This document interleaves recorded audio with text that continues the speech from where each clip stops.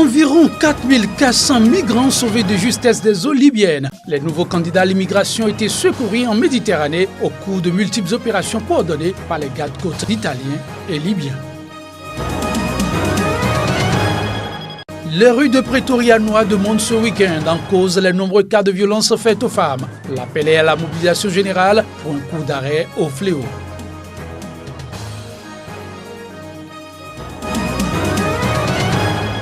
Contre la désertification et l'érosion côtière, l'État nigérien passe à l'offensive. Une opération de reboisement et de récupération systématique des terres dégradées a été lancée sous bonne conduite.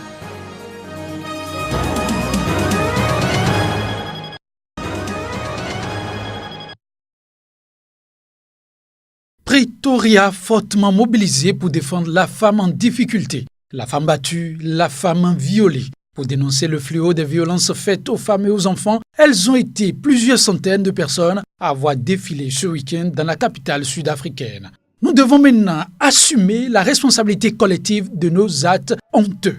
Arrêtez ça, s'il vous plaît, car je suis un père, un frère ou un oncle aimant, proclamaient les pancartes arborées par la foule largement masculine.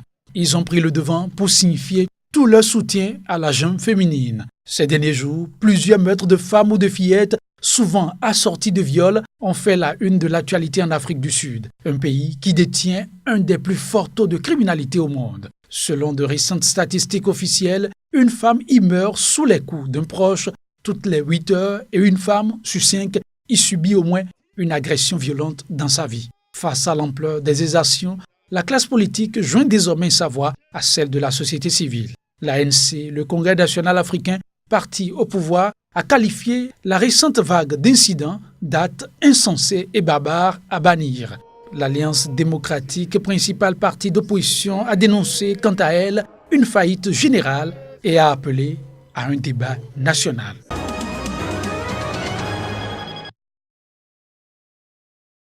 Environ 4400 migrants ont été secourus jeudi et vendredi en Méditerranée au cours de multiples opérations coordonnées par les gardes-côtes italiens et libyens. Vendredi, 1500 personnes se trouvant sur 11 canots pneumatiques et 2 barques ont été secourues par des navires des gardes-côtes italiens, de la marine espagnole et d'une ONG allemande. Jeudi, ce sont 2900 migrants qui avaient été secourus. 2300 d'entre eux, récupérés dans les eaux internationales, ont pris le chemin de l'Italie, tandis que 580 autres, restés dans les eaux libyennes, ont été reconduits en Libye.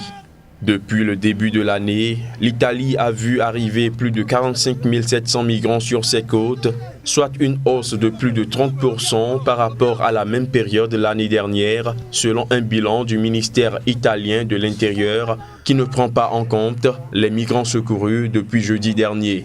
Au moins 1244 personnes ont trouvé la mort cette année au large de la Libye, selon l'Organisation internationale pour les migrations OIM, soit une moyenne d'un mort pour 39 personnes secourues.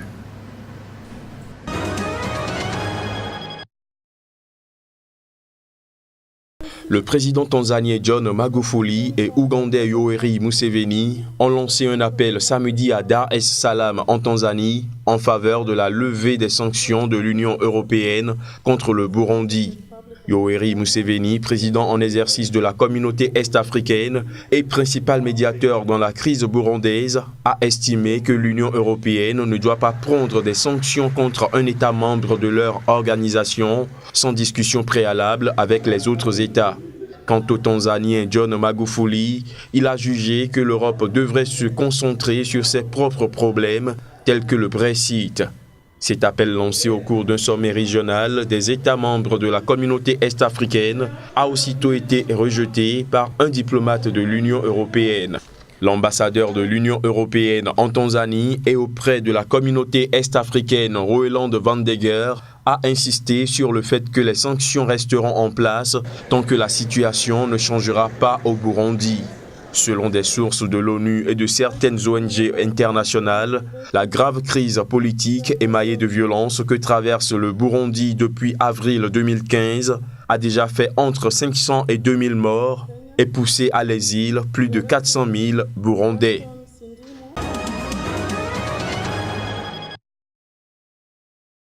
Petite ville entourée de forêts impénétrables, aux confins du sud-est de la Centrafrique, Obo était jusqu'à cette semaine le centre névralgique de la traque menée par les forces ougandaises de Joseph Kony, l'insaisissable chef de la rébellion ougandaise de l'armée de la résistance du Seigneur, une des plus cruelles rébellions au monde.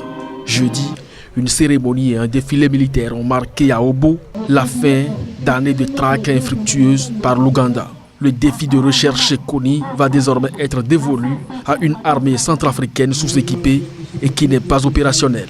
Nous, les FACA, nous n'avons pas peur de la LRA. Je crois que nous sommes prêts, avec les moyens que nous avons disposant, pour combattre ces rebelles.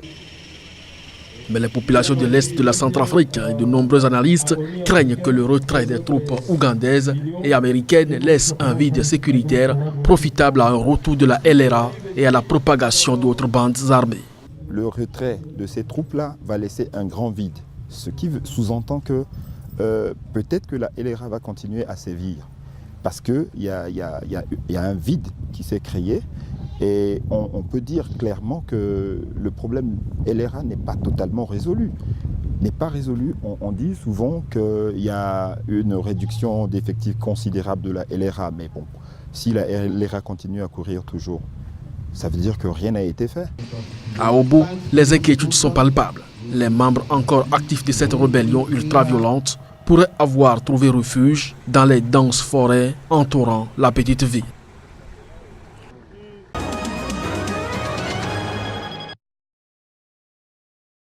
Au Nigeria, les 82 lycéennes de Chibok enlevées par Boko Haram et récemment libérées ont retrouvé samedi leurs parents pour la première fois depuis 3 ans.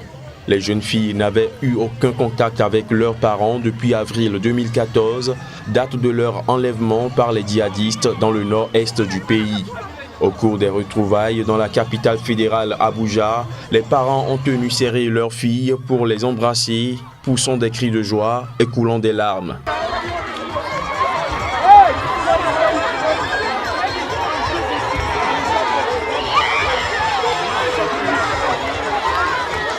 En avril 2014, 276 jeunes filles âgées de 12 à 17 ans avaient été enlevées dans la localité de Chibok, dont 57 avaient réussi à s'échapper juste après. 82 lycéennes ont été libérées en ce mois de mai contre des prisonniers issus des rangs de Boko Haram après de longues négociations. 21 autres avaient été libérées en octobre 2016 avec l'aide du Comité international de la Croix-Rouge et de la Suisse, et 3 ont été retrouvées au cours des 12 derniers mois. Il faut dire que plus de 100 filles sont toujours aux mains du groupe Boko Haram.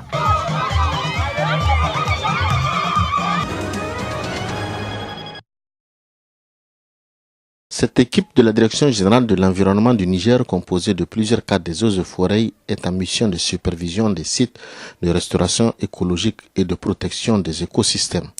L'opération de réalisation des demi-lunes, œuvre de l'État et de ses partenaires, consiste à arrêter l'érosion qui a fini par ensabler le fleuve Niger.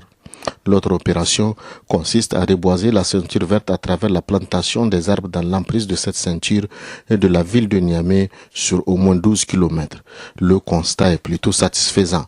Pour le volet récupération de terres, les actions de récupération de terres par la confection de demi-lunes, de plantation d'arbres et d'ensemencement des herbacées ont permis de protéger les sols contre les érosions, de créer une source de revenus et d'emploi pour les ménages et d'améliorer la fertilité des sols. Par rapport aux plantations, la mission a été impressionnée par des plantations d'alignement et une plantation en bloc réalisée lors de la fête nationale de l'arbre 2016. Malgré le succès de ces opérations, des obstacles se dressent encore.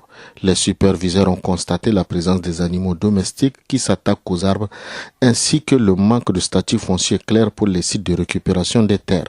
Face à ces difficultés, les responsables de la Direction générale de l'environnement font les recommandations suivantes. Capitaliser les données des ONG et associations relatives à leur intervention dans le domaine de l'environnement. Évaluer chaque année les taux de reprise, de survie et de réussite des plans. Effectuer le regarni sur les sites traités. Évaluer chaque année la biomasse produite au niveau des sites récupérés. La réussite totale de toutes ces opérations dépend aussi, selon le service de l'environnement, de l'implication des populations qui doivent s'approprier toutes les réalisations.